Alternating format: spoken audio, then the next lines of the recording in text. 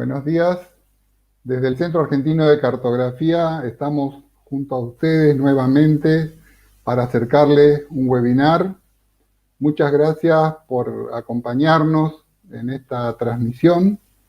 Vamos a seguir hoy con el tema lectura de cartografía, cartas topográficas. Y para eso le voy a pedir a nuestro expositor, al ingeniero Facundo Dagún, que prenda su micrófono, que prenda su cámara, que se sume a la reunión. Buen día, Facundo. Hola, buen día, Jorge. Buenos días a todos. Bueno, ¿cómo estamos? ¿Listos para empezar? Estamos listos. Espero que a todos les guste lo que tenemos para mostrarle hoy. Bueno, Facundo, cuando te parece, podés poner en línea tu presentación y cuando ya esté, yo me paso a la lista de los que miran, de los Bueno, asistentes. A ver si podemos conectarnos. Muy bien, ahí muy está. bien. Se ve bárbaro. Bueno, Facundo, te Perfecto. dejo con la gente. Bueno, muchísimas gracias.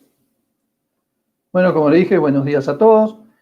Hoy continuando con la exposición respecto al empleo de la carta topográfica, bien, el temario que me propuse para el día de hoy será hacer una breve explicación sobre las coordenadas o el sistema de proyección UTM y la identificación de los elementos de la carta topográfica de este tipo de proyección.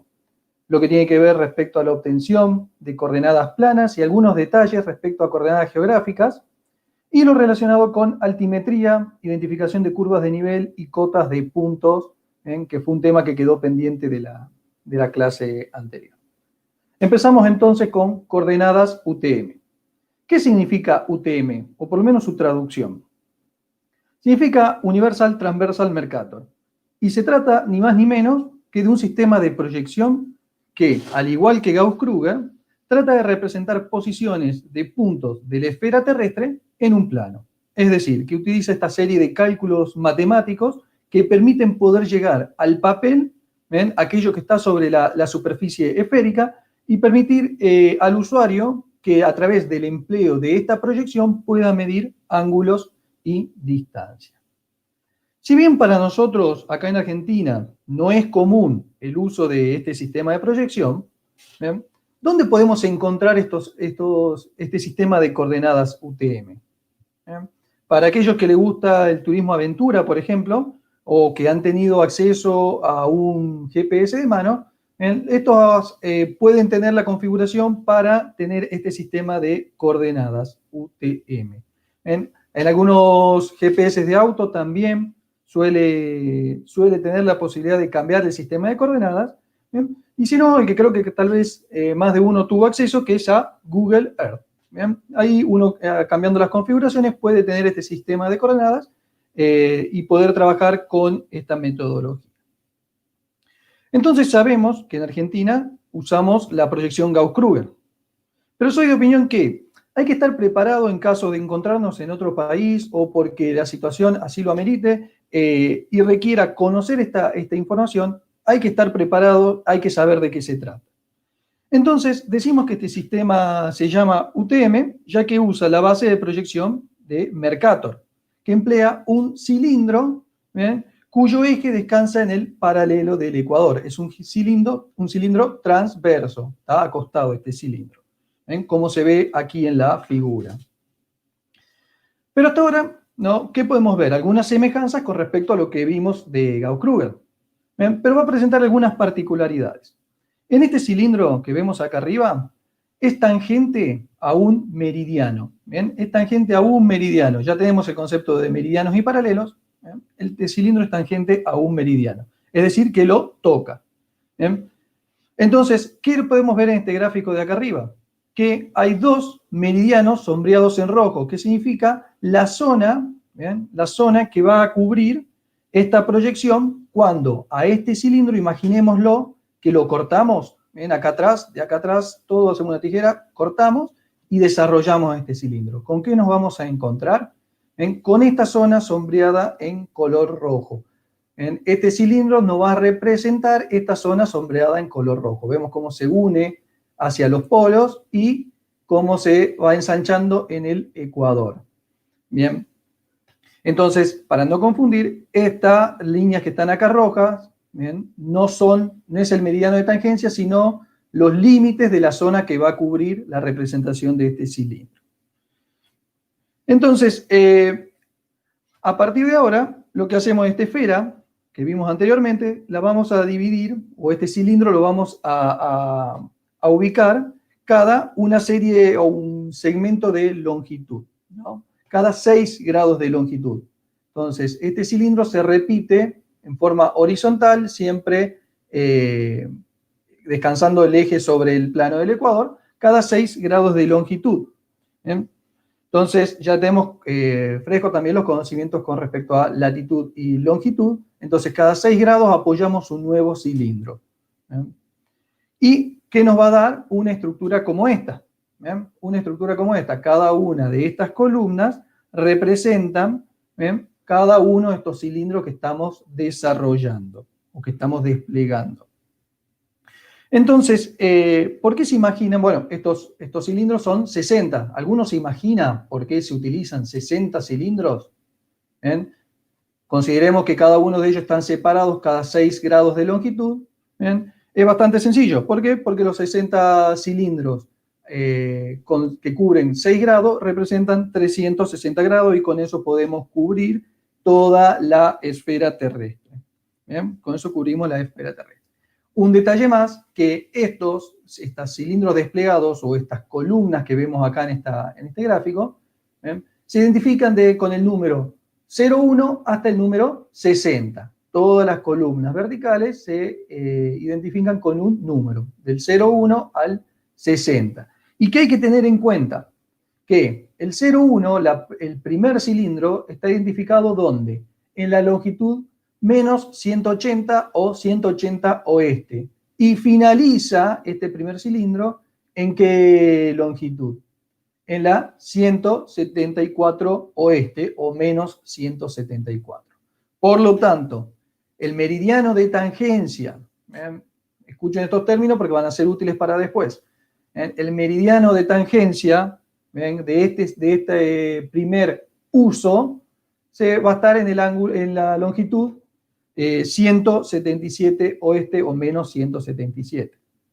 Si voy al segundo uso, inicia en el menos 174 o 174 oeste y finaliza en menos 168 o 168 oeste. ¿Bien? Y el meridiano de tangencia va a ser el de 171. Y así sucesivamente, cada 6 grados, los meridianos de tangencia, hasta poder cubrir toda la esfera terrestre.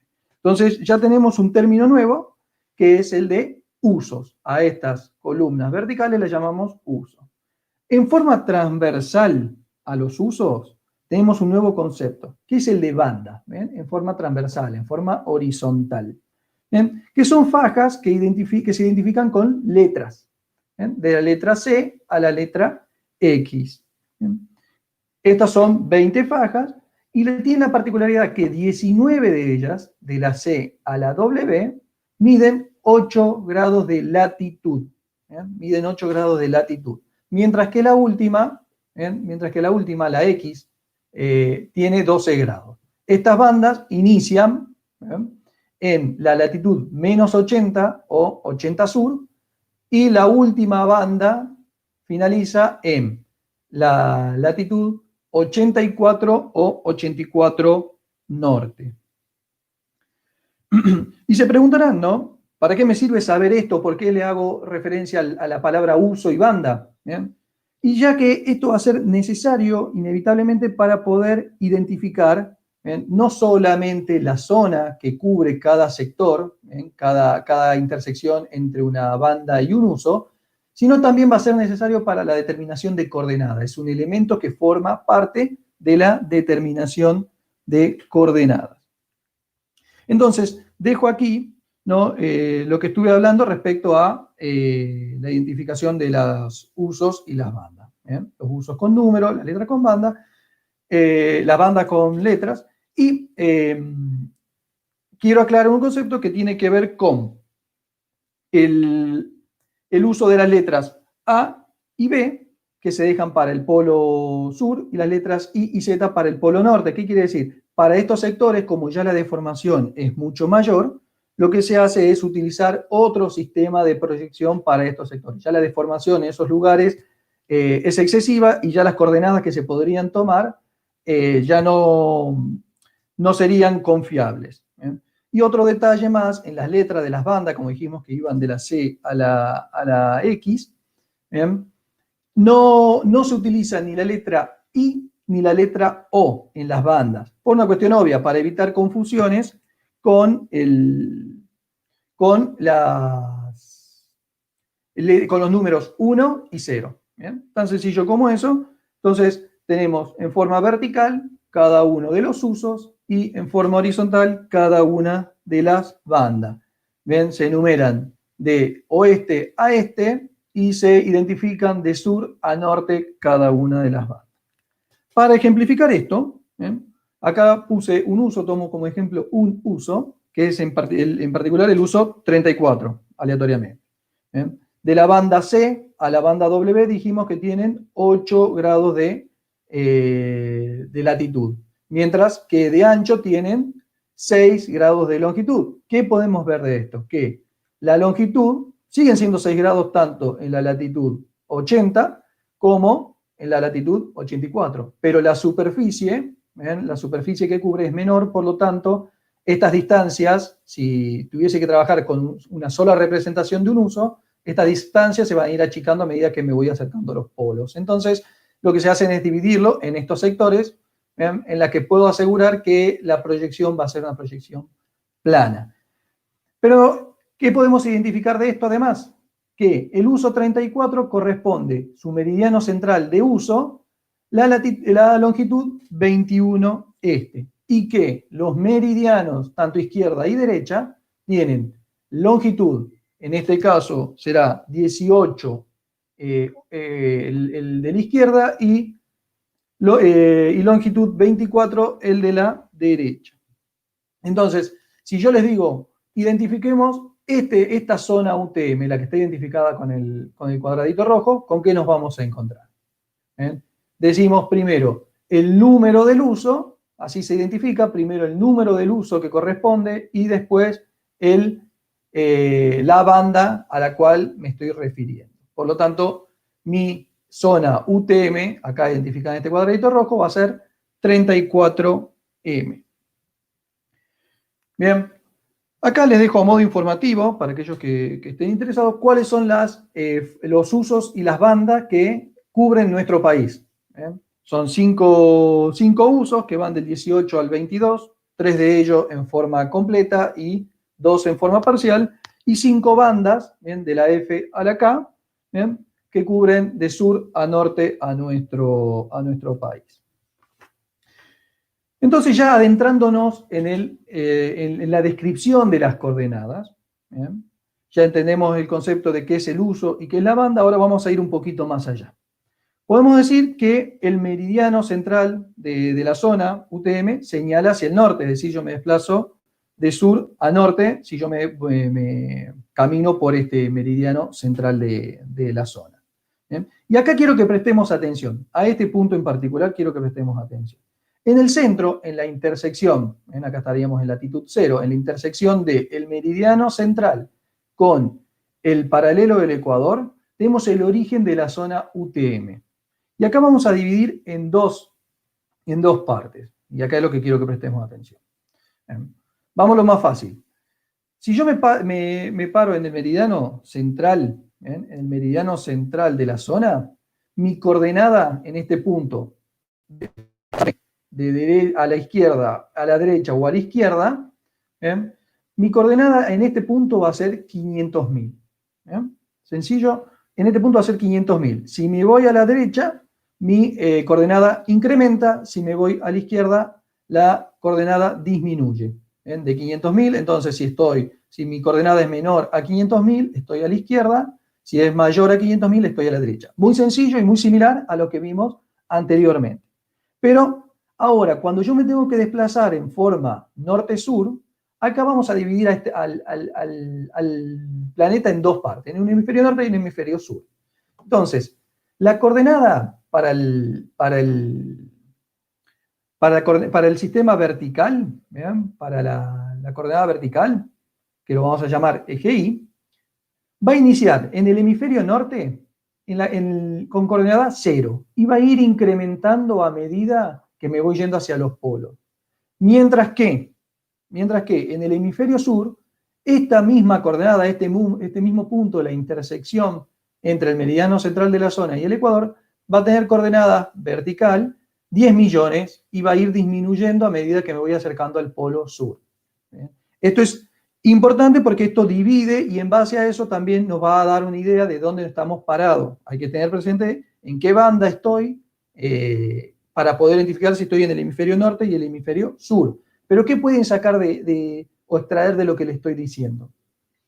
Que en cualquiera de los dos casos, en el eje vertical, siempre la coordenada incrementa hacia el norte. En este caso lo mismo. Yo me paro acá y la coordenada siempre incrementa hacia el norte. Entonces, para ejemplificar esto que le estoy diciendo, tenemos aquí la parte cortada, la parte del hemisferio norte, la separamos. Este es el meridiano central del uso 30 y acá tenemos en latitud 0 el ecuador. La intersección de este meridiano central con el paralelo del ecuador, dijimos entonces que va a tener coordenada 500.000 y la coordenada del eje vertical va a ser 0. ¿Bien? Va a ser 0 en este punto. Mientras que, en este caso que tengo el mismo punto la misma intersección, mejor dicho, porque en realidad es la intersección entre el meridiano del uso 30 y el paralelo del ecuador en el hemisferio sur, este mismo punto, esta misma intersección tiene coordenada x 500.000 y coordenada y o del eje vertical 10 millones.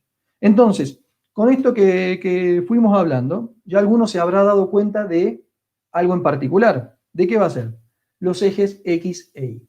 Los ejes X e Y son iguales o son de acuerdo a la matemática convencional. El eje X disminuye hacia la izquierda, incrementa hacia la derecha y el eje Y aumenta en forma vertical. ¿Bien? Incrementa hacia arriba y disminuye hacia abajo. ¿Bien? Bien aquel que se dio cuenta de esto. Entonces, estamos al revés de lo que habíamos visto en Gauss-Kruger. El eje Y, entonces, va a ser el vertical como en la matemática convencional, en las coordenadas UTM, mientras que el eje X va a ser el eje horizontal. ¿Bien? Entonces, cerrado esto, vamos a pasar un poquito más adelante y ya nos vamos a ir conociendo un poco las cartas, en general las formas de las cartas de proyección UTM.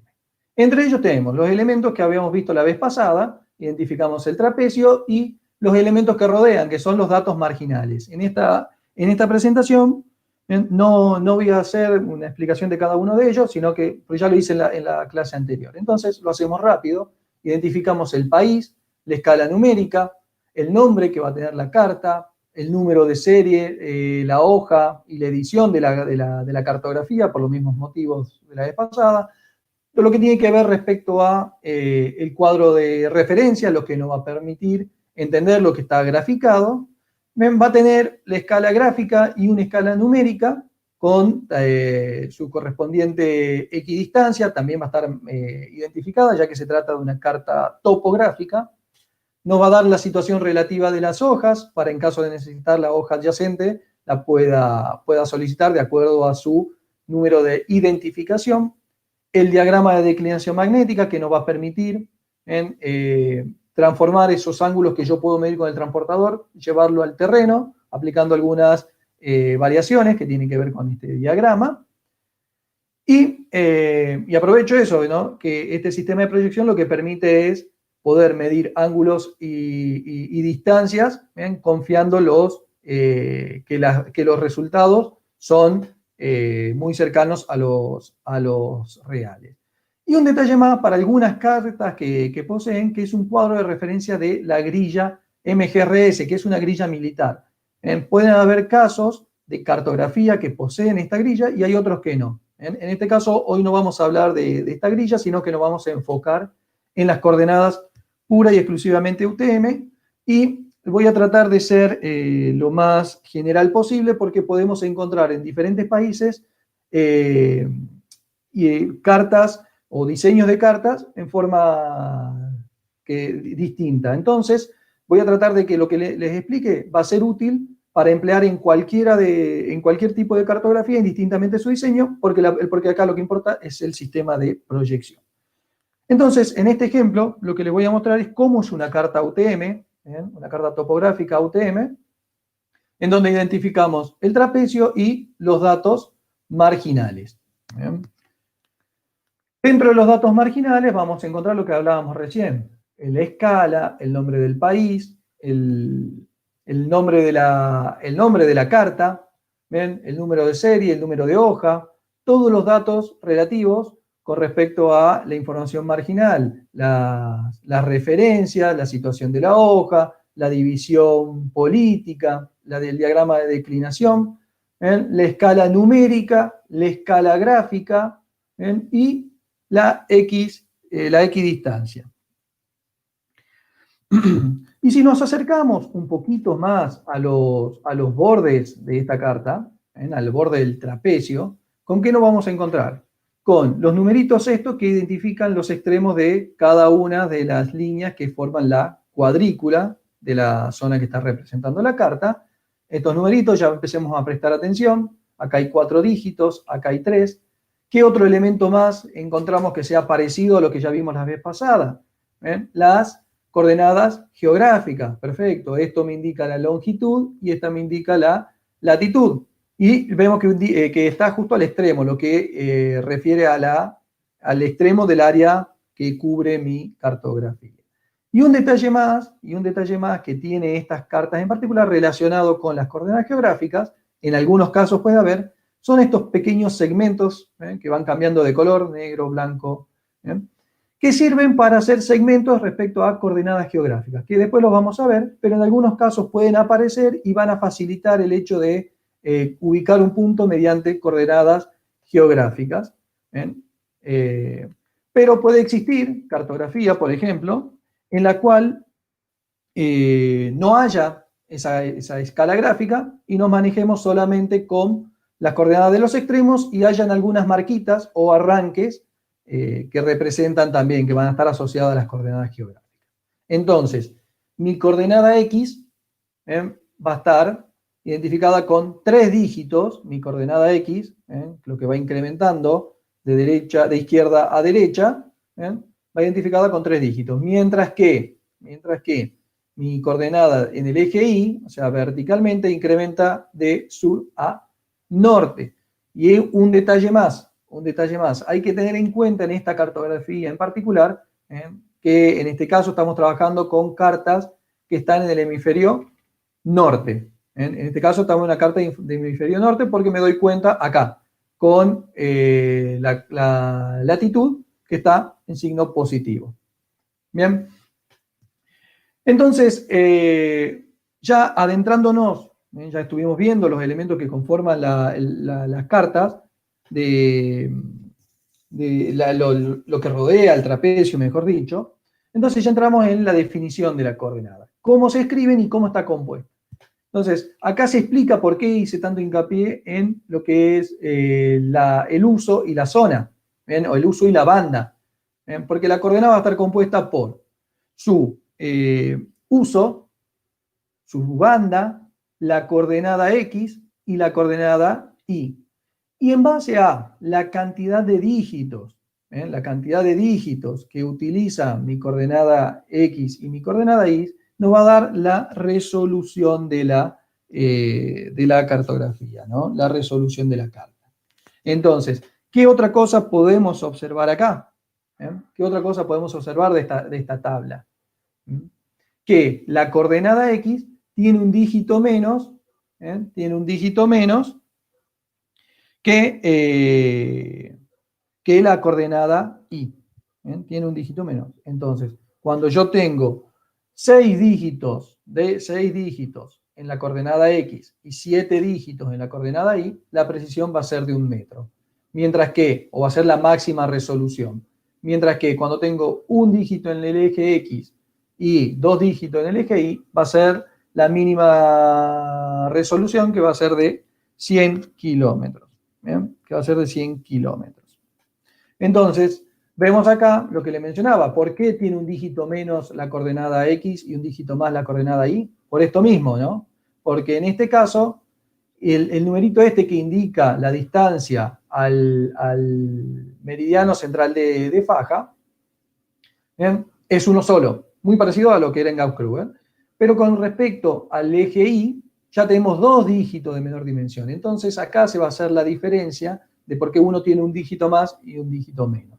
Y un detalle más, estamos hablando de que esta es la unidad de miles y esta es la decena de miles de metros. Cuando nos referimos al eje X o al horizontal, nos referimos que estamos a distancia respecto al meridiano central de faja, mientras que de sur a norte estamos sacando la diferencia de distancia respecto al ecuador, ¿bien? Hacia el ecuador. Entonces, alguno se habrá dado cuenta de qué lado estaríamos del meridiano central de faja con este extracto de la carta.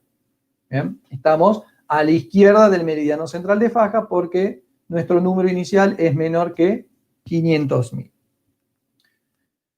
Entonces, lo que podemos decir es que las coordenadas UTM refieren ¿a qué? A un área. ¿Bien? Siempre cuando referimos con coordenadas UTM, referimos a un área y no referimos a un punto en particular, siempre es un área. Y de acuerdo a la cantidad de dígitos que le pongamos a la coordenada, va a ser el área que yo me estoy refiriendo. Entonces, en este caso, si yo digo 5,47, 5 para X, 47 para Y, ¿ven? Ubicamos acá el punto, nos referimos a esta cuadrícula que mide, ¿bien? 100.000 metros 100.000 metros cuadrados. Ahora, si yo a esta cuadrícula la divido en 10 partes, ¿no? La divido en 10 partes, ¿sí? ¿Con qué nos vamos a encontrar? ¿Bien? Con segmentos más chicos en la que la superficie va a cubrir 10.000 metros cuadrados. ¿Bien? La superficie va a cubrir 10.000 metros cuadrados.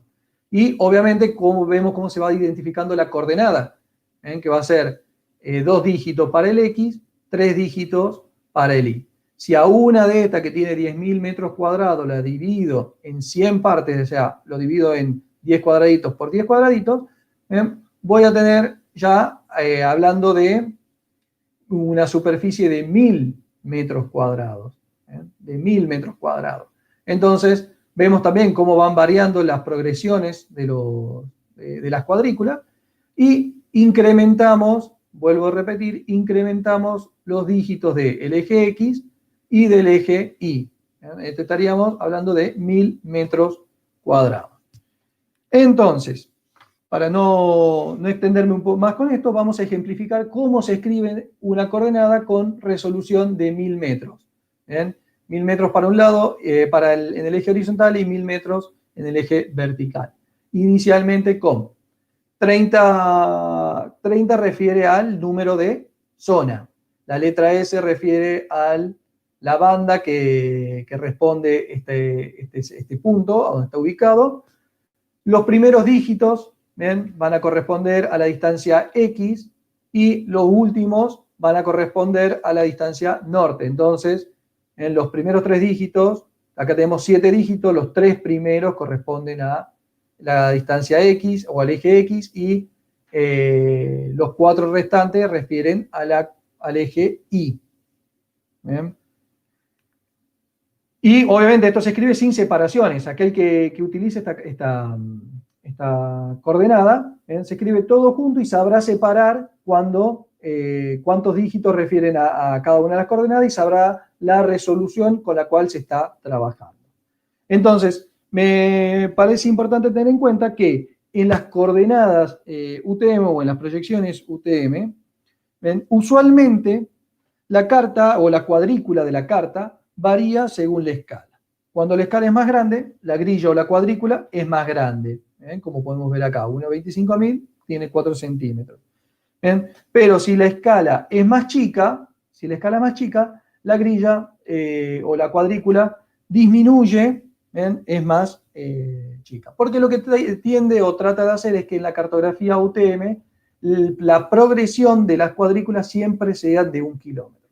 ¿Existen otras cartas o existen cartas en proyección UTM con progresión mayor a 1 kilómetro? Sí, existen. ¿Bien? Esto es una idea general de que se pueden encontrar. Lo que hay que tener presente es prestar atención a los datos que están alrededor de la cuadrícula, ¿bien? Los datos marginales, los datos del trapecio, para identificar la progresión y obviamente con una regla podemos identificar el tamaño de la cuadrícula. Insisto que esto es para que sea aplicable en todo tipo de cartografía. Entonces pasamos a un ejemplo práctico bastante sencillo de cómo asignar coordenadas a un punto, ¿bien? En coordenadas UTM, coordenadas planas. ¿Bien? Lo primero que hacemos es, tenemos mi punto y lo que vamos a hacer inicialmente es identificar todo lo que pasa alrededor. ¿Qué datos me da la carta alrededor del trapecio? Acá vemos cómo incrementa de a 1000 metros. ¿Bien? Identificamos que incrementa de a 1000 metros tanto de oeste a este como de sur a norte. ¿Bien? Entonces tengo mi punto de interés, identifico mi cuadrícula. Para identificar la cuadrícula donde está mi punto de interés, la metodología es la misma a la que habíamos visto la clase pasada. Primero identifico el número de la cuadrícula del eje X, o sea, en este caso, la del límite izquierdo de la cuadrícula, y después el límite inferior de la cuadrícula. Entonces, yo diciendo que estoy en la cuadrícula, o sea, estoy en la coordenada 334, 4708, es decir, en esta intersección, aquella persona que me está escuchando sabrá que yo estoy en todo este sector. Es decir, cuando yo doy mi posición, ¿bien? Es siempre el margen inferior izquierdo. ¿Bien? Y sobre eso es el área que está cubriendo.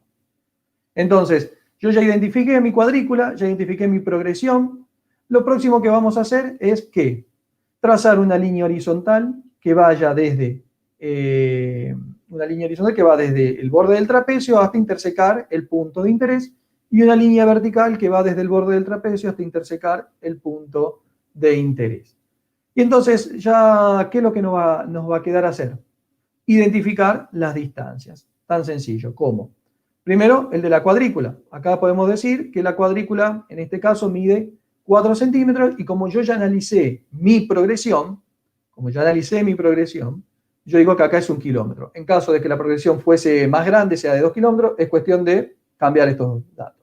Y después, sencillamente es medir desde el borde inferior hasta la línea que interseca al punto de interés. Y lo mismo hacemos en el eje X, desde donde inicia la cuadrícula hasta el punto que interseca hasta el trapecio. Entonces, no nos queda más que hacer una regla de 3. Tan sencillo como eso, en el cual decimos que 4 centímetros equivale a 1000 metros, por lo tanto, estos 2,8 centímetros van a equivaler a tantos metros. Hacemos la cuenta y decimos que nuestra coordenada X va a tener va a ser 334, 700, que vendrían a ser los 700 metros que calculamos recién. Hacemos lo mismo con respecto a la coordenada Y, ¿no? Tenemos 4708, los 3 centímetros que medí desde el borde inferior hasta este segmento, va a ser 3 centímetros, hacemos la regla de 3 y nos va a dar que la coordenada Y es 4708, 750.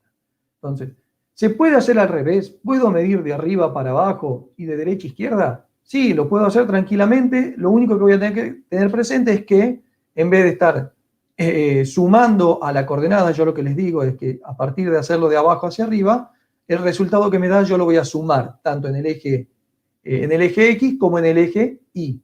¿Ven? Es tan sencillo como eso. Entonces, yo el mecanismo que utilizo para evitar errores es hacer siempre que el valor que estoy calculando sea de suma. ¿Ven? Sumo la distancia, entonces nunca no trato de equivocarme.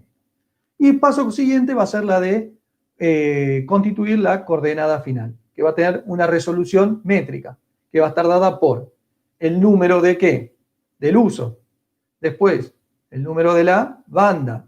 Y la coordenada X y la coordenada Y. Todo esto se escribe todo junto. Lo separé por una cuestión de que se vea bien, pero va todo juntos. Y ya aquel que necesita dar su posición con una resolución métrica, si yo lo tengo que leer a esa coordenada, sabré entender dónde me estoy ubicando. Bien, entonces, ahora lo que les voy a mostrar es un segundo método, es bastante sencillo lo que vimos, bastante de lo que ya habíamos hecho la vez pasada con Gauss-Krüger. Ahora me pareció interesante mostrarle otro método para obtener las coordenadas del punto, utilizando instrumental. Instrumental, que esto es una regla similar a un escalímetro. Me pareció interesante, capaz que alguno ya lo conoce, pero bueno, para el que no lo conoce va a ser algo nuevo. ¿Bien? Entonces lo que hago para utilizar esta regla, tan sencillo como identificar la cuadrícula en la que estoy trabajando, y esta regla lo que hace es dividir a mi cuadrícula. Esta regla se adapta de acuerdo al tamaño de la cuadrícula y a la escala, ¿no? Entonces, lo que hace es dividir mi cuadrícula en porciones menores. En porciones menores. Entonces, lo que hago es identificar mi cuadrícula, a la cual yo quiero ubicar mi punto, y apoyo mi regla. Apoyo mi regla en los bordes de la cuadrícula de interés. Y no es más que tener que sumar, ¿ven?, la cantidad de marcas que van a representar una cierta distancia. Como dijimos, acá tenemos 1000 metros de distancia entre este punto y este punto. Si yo lo divido en 10 segmentos, sabemos que acá estamos en 0, acá estamos en 1, en 100, 200, 300, 400, hasta llegar a los 1000 metros. Entonces acá nos evitamos con esto tener que hacer la regla, medir y hacer regla de 3. Entonces, tan sencillo, apoyamos y vamos a hacerlo juntos en la coordenada X. Acá está mi punto de interés, lo mido. Entonces estoy acá en 0, 1, 2, 3, 4, 5, 6, 7. ¿Ven? Yo sé que estoy sobre el inicio de la cuadrícula, 7 líneas a la derecha, es decir, que estoy a 700 metros. Y hacemos lo propio con el eje Y. Entonces apoyamos y medimos. Este es el 0, acá estamos a 100 metros, 200, 300, 400, 500, 600, 700. Pero todavía hay un pedacito más, entonces esto lo puedo estimar esta posición, y digo, bueno, estoy aproximadamente a la mitad, y con eso doy mi coordenada Y, que va a ser 4708, 750 metros. Y conformo mi coordenada como lo hicimos anteriormente. Me pareció interesante mostrarle a aquel que tenga acceso o que pueda conseguir esta regla. Está bastante interesante de usar. Entonces acá les voy a dejar un pequeño ejercicio en el cual relaciona todos estos aspectos que estuvimos viendo. Aquel que tenga alguna duda lo puede volver a ver, pero este ejercicio le va a hacer una práctica de todo lo que estuvimos viendo, en el cual le doy un punto de partida A y un punto de partida B. Entonces le digo que mi cuadrícula mide 2 centímetros. A partir de ahí tenemos los datos marginales, ya cada uno sabrá qué hacer con eso, y les doy las medidas que representen en el eje X y en el eje Y de cada una de las posiciones del punto respecto a la cuadrícula. Empleando todos estos aspectos que estuvimos viendo hasta recién, van a poder obtener las respuestas a las coordenadas a estos puntos. Y aquel que se anime y tiene por ahí un poquito más de conocimiento puede sacar, aplicando algún método matemático, puede llegar a aplicar para obtener la distancia horizontal entre el punto de partida A y el punto de partida B. Acá les voy a dejar las respuestas para aquel que lo quiera hacer en su casa, por si no, acá no nos demoraríamos mucho. Y pasamos ahora sí a lo que tiene que ver con coordenadas geográficas. Que, como dije recién, cuando analizamos los bordes de los trapecios, podemos utilizar el mismo método que vimos en el webinar anterior, ya que la mecánica es la misma. Lo pueden volver a ver para familiarizarse aquellos que lo requieran. Y si no, lo que se puede hacer es utilizar esa regla segmentada, que se acuerdan que hace unos minutos atrás se lo había mostrado. Utilizamos esa regla segmentada que poseen estas cartas y aplicamos sencillamente una regla de 3 para estimar, porque son dimensiones menores.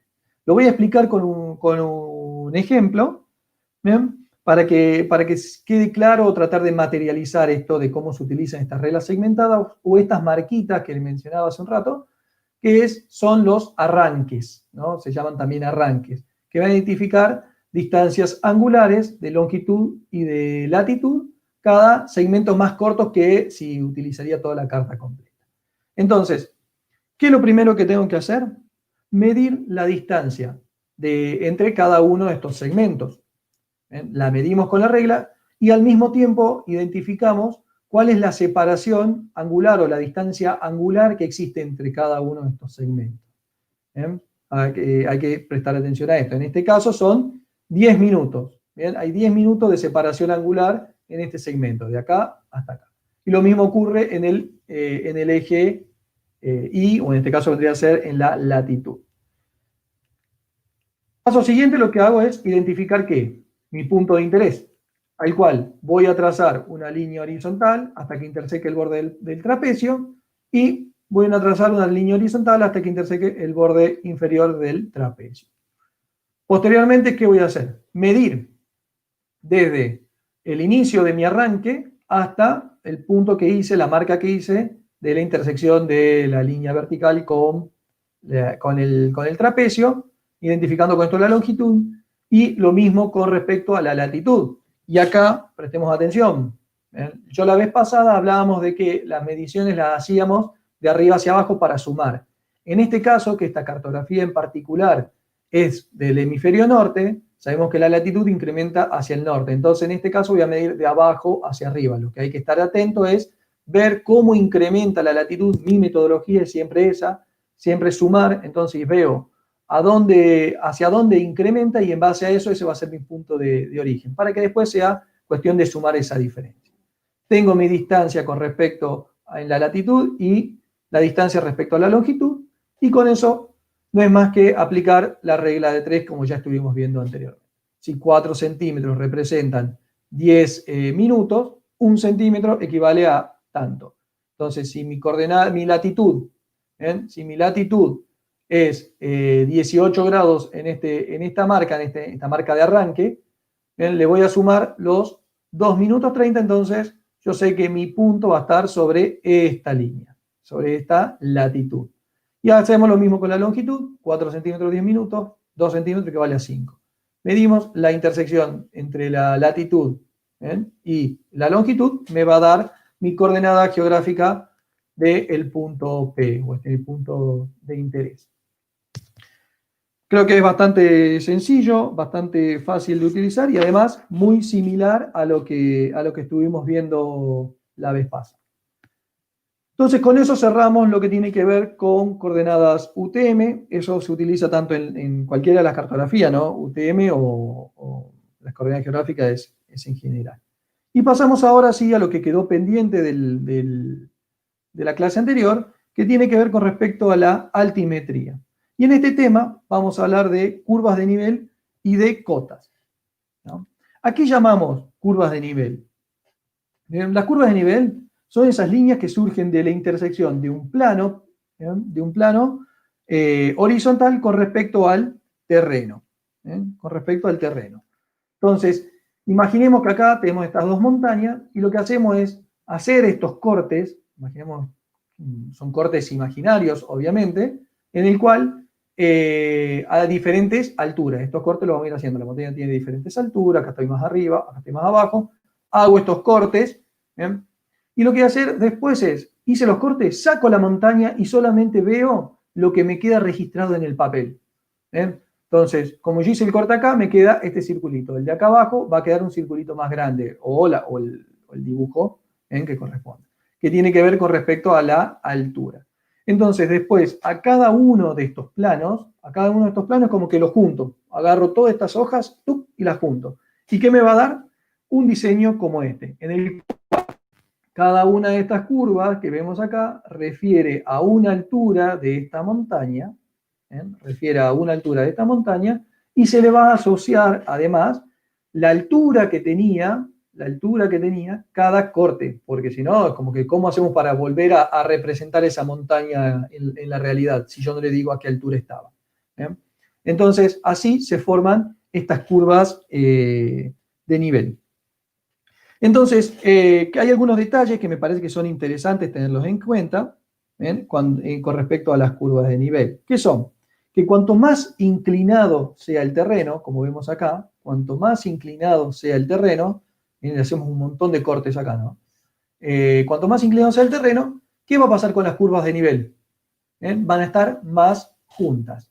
Pero ahora, como vemos acá, el terreno está un poquito más suavizado, más plano, entonces las curvas de nivel se van a ver más alejadas. Entonces ya empezamos a entender o tratar de imaginarnos cómo es el terreno a partir de ver cómo son las curvas de nivel. ¿Bien? Después vamos a ver cómo se asocia esto a la equidistancia y demás, pero nos da una idea general, que si yo tengo muchas curvas, el terreno es abrupto, mientras que muchas curvas juntas, mientras que están separadas, el terreno es más uniforme, más tranquilo. ¿Bien? Por otro lado, decimos que si una superficie de nivel es plana, las curvas van a ser paralelas entre sí. Entonces, eso es otra forma de ir identificando qué nos enseña o qué nos transmiten las curvas de nivel. ¿Bien? También nos va a dar, cuando son estas curvas así cerradas, nos va a dar una idea de si es una prominencia, o sea, una montaña, o una depresión. Y hay que estar atento ¿con qué? Con los valores que nos van a ir indicando cada una de estas curvas principales. Entonces, hay un detalle particular que me parece que es muy importante, que hay que tener presente, es que dos curvas de nivel nunca se cortan. ¿Bien? Dos curvas de nivel nunca se cortan. O sea, yo tengo esta curva de 70 metros, no se puede cortar con la de 80 metros. ¿Por qué? Porque imagínense que si yo tengo dos curvas que se cortan, le estoy diciendo que en el mismo punto tengo dos alturas diferentes, cosa que sería imposible. Entonces, un detalle es que dos curvas de nivel nunca se van a cortar. Pero puede existir el caso, que alguna vez pueden llegar a utilizar una carta donde se vea, que es el caso del socavón. Vean que tenemos dos alturas y lo que va a pasar es que las curvas de nivel tal vez se tengan que superponer. Pero para evitar de que se corten, una cosa es la superposición, y evitar de que estas curvas se corten, lo que hacen es modificar el diseño de la línea, ¿bien? El tipo de línea, para que no confunda al usuario con respecto a las curvas de nivel. ¿Veis que tenemos acá el corte A? Vemos cómo acá se mete y lo que generaría estas curvas que están en línea punteada. Entonces, resumimos esto a qué. Bien, lo repito para que quede claro que las curvas de nivel entonces unen puntos de igual altitud. Los planos de las curvas de nivel permiten identificar la inclinación del terreno y sus características naturales. Eso es lo que nos tiene que transmitir. Yo veo las curvas de nivel y me tiene que transmitir el relieve. Tengo que tratar de imaginar a partir de eso mi relieve. Que las distancias verticales, acá entendemos que las distancias verticales entre las curvas de nivel, y no horizontales o no planas, van a depender de la escala y vienen determinadas, obviamente, en los datos marginales. ¿Ven? Este dato equidistancia viene asignada en los datos marginales. Por ejemplo, acá la equidistancia dice 20 metros. Toda curva cierra sobre sí misma y la separación entre curvas indican si la pendiente es empinada o si la pendiente es uniforme.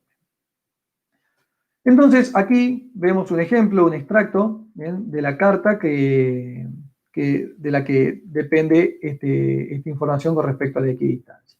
Entonces, vemos que tenemos distintas líneas. ¿Bien? Tenemos unas líneas que son más finitas y estas que son más gruesas o son más identificables. Y que a su vez tienen un dato que es el de una altura. A esta la vamos a llamar curvas principales y a estas de acá del medio la vamos a llamar curvas intermedias. Entonces, si vemos, acá dice 600 y acá dice 700, ¿no? Significa, y me decía que la equidistancia era de 20 metros, pero acá yo tengo más que 20 metros, ¿no? Entonces, si yo cuento, tengo 1, 2, 3, 4 líneas más. ¿Qué quiere decir esa equidistancia? Que la equidistancia es entre curvas de nivel, entre todas las que hay. Entonces, mi curva principal acá está en 600 metros. Esta primera va a estar en 620. Esta segunda va a estar en 640. Esta va a estar en 660. Esta en 680. Y esta última, que es la que está acá, en 700. a eso refiere el concepto de equidistancia. Entonces, ahora se lo vamos a explicar por ahí con un poquito más de separación entre curvas. Entonces, decimos que la equidistancia es la diferencia entre curvas de nivel, entre las curvas de nivel, ¿no? ¿Y cómo obtengo la equidistancia en caso de que no cuente con la información de cuál es mi equidistancia entre curvas? Muy sencillo. La metodología es la siguiente. Identifico mis curvas principales, como dije, ¿no? Que son las que tienen el número. Imagínense que si en la carta pondríamos a cada curva el valor de la altura, sería un empaste y sería muy difícil de leer, ¿no? No sería práctico ni cómodo para el usuario. Entonces, únicamente se identifican las curvas principales. Entonces, si en este caso tenemos 100 metros de diferencia entre curvas principales. Y vemos que tenemos 1, 2, 3 curvas intermedias. Entonces, lo que hacemos para obtener el resultado de la equidistancia es, a la diferencia entre curvas principales, la voy a dividir en las 3 curvas, en las 3 curvas que tengo acá. En este caso puedo tener 4, puedo tener 6. Voy a dividir la cantidad de curvas que tengo entre las 2 principales y le voy a sumar 1. Y a partir de eso, a esa diferencia, esa es la equidistancia. Entonces, si esta es mi curva de 100 metros, esta va a estar en 125, 150 y 175. Ese es el concepto de la equidistancia. ¿Y por qué hago tanto énfasis en esto? Porque ahora, para poder hablar sobre cotas, que refiere a darle la altura a un punto en base a un sistema de referencia que va a estar establecido, un sistema de referencia vertical establecido en la carta, no es tema para hablarlo ahora eso, pero va a ser el sistema de referencia al cual están establecidas estas alturas. Entonces, estas cotas se pueden ubicar en diferentes situaciones. Por ejemplo, cuando nos encontramos sobre una curva de nivel, cuando la cota, el punto de interés, se encuentra sobre una curva de nivel, cuando se encuentra entre curvas de nivel paralelas, cuando se encuentra entre curvas de nivel no paralelas y cuando se encuentran dentro de una curva cerrada. Entonces, acá tenemos el primer ejemplo, que es mi cota se encuentra, mi punto de interés se encuentra apoyado sobre una curva. Y yo le quiero dar altura. Quiero dar cota a ese punto. Entonces, el punto A, el punto B, bastante sencillo, ¿no? El punto A vemos que está sobre la cota, ¿cuánto? 200, en la curva 200, por lo tanto la cota de mi punto A es 200. La curva de nivel unen puntos de la misma cota. Si el punto A estaría acá, también tendría 200 metros. Entonces, vamos al punto B. ¿Qué va a ser mi cota? Perfecto, 300, ¿no? Porque está apoyado sobre esta curva de nivel de cota 300. Y mi punto C, ¿qué cota tiene? Entonces, aplicando eso que vimos anteriormente con respecto, yo no sé cuál es mi equidistancia, la puedo calcular, tengo 100 metros, calculo, mi equidistancia es 25. Significa que mi punto C se encuentra ¿a qué altura? Bien, 225 metros. ¿Ven? Recuerden, miramos la cota de la curva principal y en base a eso le establecemos la que le corresponde a la curva intermedia. Ahora, ¿qué pasa cuando las curvas son paralelas entre sí? ¿Bien? Es el mismo caso, la equidistancia es de 25 metros. Entonces yo tengo acá 500, acá estoy en 525, 550, 575, 600. Pero vemos que siempre son 25 metros de altura, pero acá tenemos una distancia horizontal más larga, ¿no? que entre la primera curva intermedia y esta curva principal. Entonces la metodología para asignarle cota a mi punto, que está acá, es bastante sencilla. Agarro una regla y mido qué distancia tengo entre las cotas que limitan a mi punto. Y a su vez, hago lo mismo, mido la distancia que hay entre la cota de menor altura con respecto al punto. Determino la de menor altura porque después quiero sumar, ¿no? Determino la de menor altura porque después quiero sumar el dato, porque si no tendría que restar y ya corro riesgo de equivocarme. Entonces, siempre sumo. Tomo la de menor altura y mido la distancia al punto. ¿Qué hago? Una regla de 3, donde digo que si 12 milímetros que mide desde esta curva hasta esta curva son 25 metros de altura, los 7 milímetros que tengo a mi punto A van a representar tanto, que son 14,58. se lo sumo a la cota, y acá hay que estar atento, ojo, no es a 500, porque yo estoy acá en 525. Entonces, a 525 le sumo esa distancia que calculé con respecto a mi regla de 3 y obtengo la cota de mi punto A. Espero que se haya entendido. Ahora vamos a pasar al caso en que tengamos cota entre curvas de nivel que no son paralelas. ¿Ven? Acá tenemos dos curvas de nivel que no son paralelas. Entonces, vamos a identificar las curvas, ¿ven? Las curvas que se encuentran más cercanas al punto de interés. En este caso vamos a tener vamos a decir, una equidistancia de 100 metros. Y lo que vamos a hacer es, primero, Live streaming is on. Seguí nomás. Bueno, vuelvo a repetir, tenemos el caso de las curvas de nivel no paralelas, en la cual mi punto de interés lo voy a ubicar respecto a las dos curvas que se encuentran más cercanas. Y a la otra la voy a descartar. Posteriormente lo que hago es medir la distancia entre la cota, la distancia más cercana que hay entre la curva más cercana al punto de interés, ¿bien? La de mayor altura y la de menor altura. ¿Bien? Y por cómo selecciono cuáles son las curvas y por qué selecciono la más corta, porque se utiliza la que refiere a la que tenga mayor pendiente. Acuérdense que si tengo una diferencia de altura, si la distancia es menor, la pendiente es mayor. Entonces, lo que hago es buscar esta y descarto la anterior. Entonces, mido la distancia desde la curva de menor altura hasta y desde el punto a la de mayor altura. Entonces me va a dar que tengo 11 milímetros. Y después vamos a tomar, como decíamos, como habíamos visto en el caso anterior, tomo la curva de menor altura, la distancia que hay desde la curva de menor altura hasta el punto, por la cuestión de que después lo voy a sumar para evitarme el tener que restar, tomo la distancia desde la cota de menor altura hasta el punto y hago la regla de 3.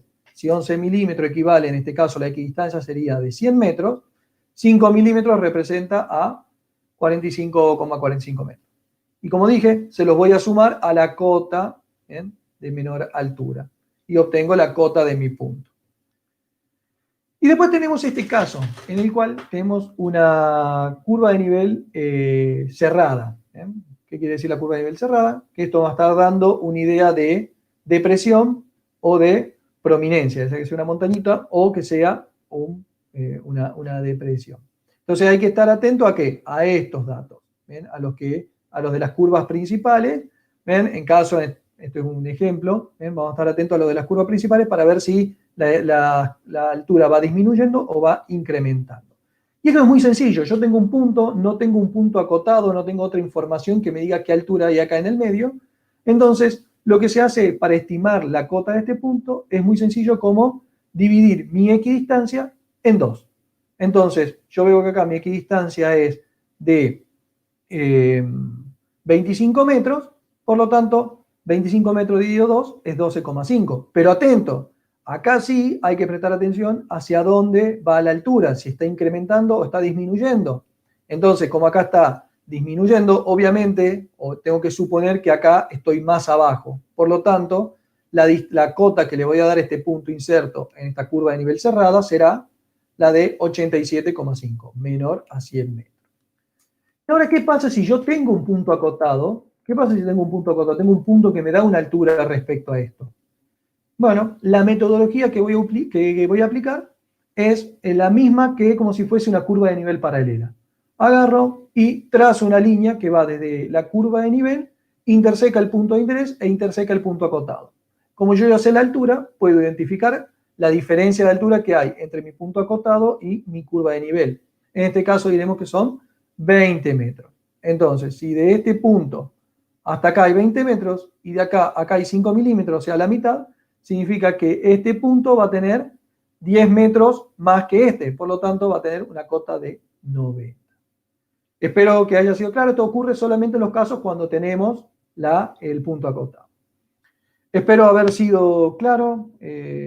Así que, bueno, muchas gracias por escucharme y, bueno, que queden los conceptos. Gracias.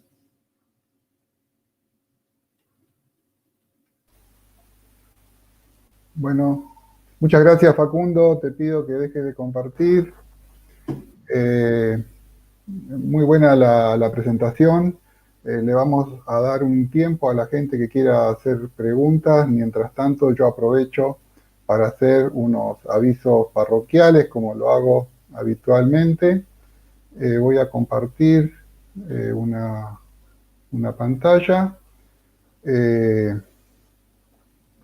Los invitamos, como lo hacemos todas las veces que damos webinares, a que se sumen al Centro Argentino de Cartografía. Estos son algunos de los beneficios que tienen por formar parte del centro. Los costos son lo que ustedes ven ahí, son de carácter anual y tienen la posibilidad de pagarlos en varias cuotas. Les recuerdo que el próximo 1 de octubre a las 11 horas seguimos con el tema lectura de cartografía, pero en esta ocasión, a cargo del Servicio de Geografía Naval, vamos a ver cartas náuticas.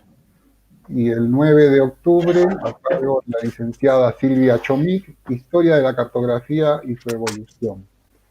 Está previsto para el 14 de octubre la presentación de la competencia Bárbara Pechegnik, que es una competencia internacional organizada por la Asociación Cartográfica Internacional, y el segundo concurso nacional de cartografía organizado por el Centro Argentino de Cartografía acá para la República Argentina.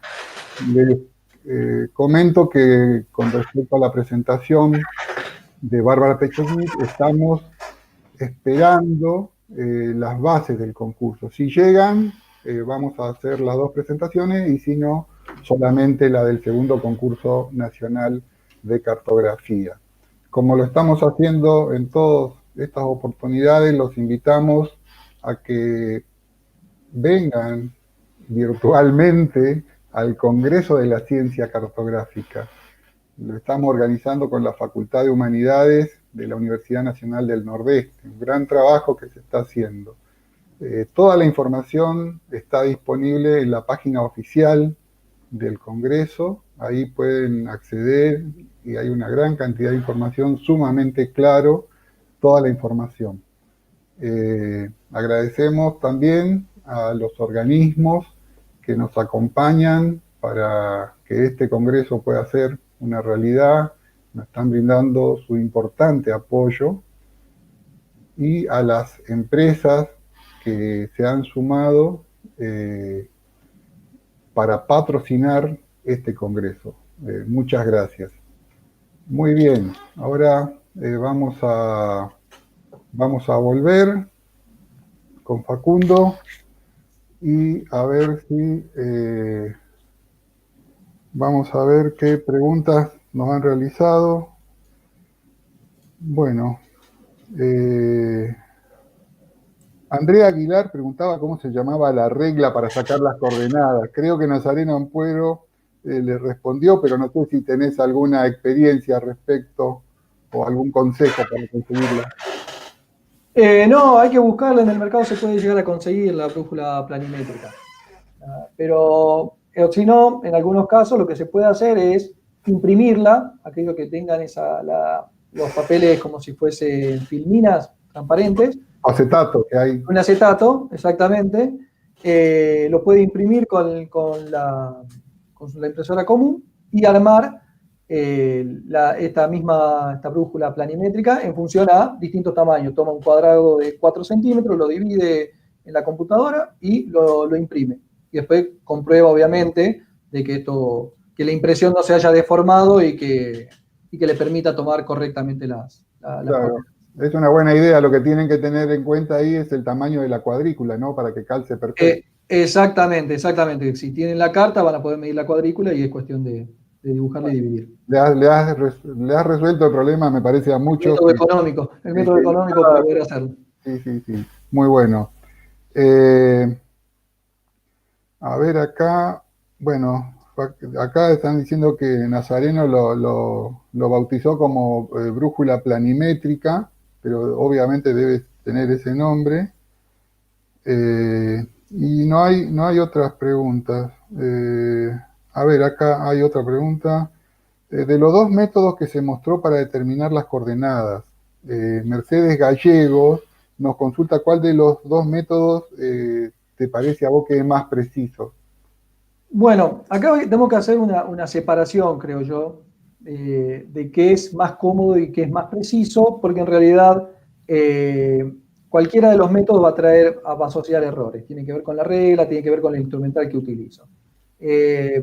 Si uno tiene tiempo, tiene la comodidad para poder hacer las cuentas y hacer regla de 3, me parece que el primer método que expliqué tiene que ver, es más preciso que el de utilizando la brújula planimétrica.